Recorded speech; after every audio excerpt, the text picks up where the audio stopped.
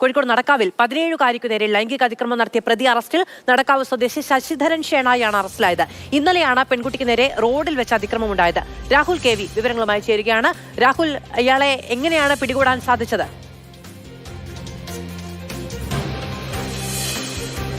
അതായത് ഇന്നലെയുണ്ടായ സംഭവത്തിലാണ് ഇന്ന് ശശിധരനെ നടക്കാവ് പോലീസ് പിടികൂടിയിട്ടുള്ളത്.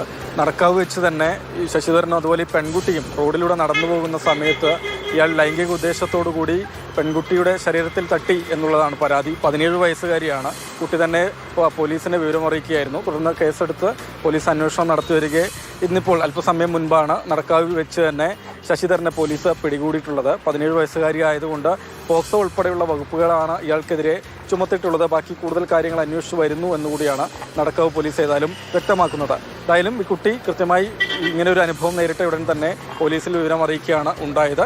ഇന്നലെ റോഡിൽ വെച്ച്, അതായത് രണ്ടുപേരും റോഡിലൂടെ നടന്നു പോകുന്ന സമയത്ത് ഇയാൾ ലൈംഗിക ഉദ്ദേശത്തോടു കൂടി കുട്ടിയുടെ ശരീരത്തിൽ തട്ടി എന്നുള്ളതാണ് പരാതി. ഏതായാലും പോക്സോ അടക്കമുള്ള വകുപ്പുകളാണ് ഇയാൾക്കെതിരെ ചുമത്തിയിട്ടുള്ളത്.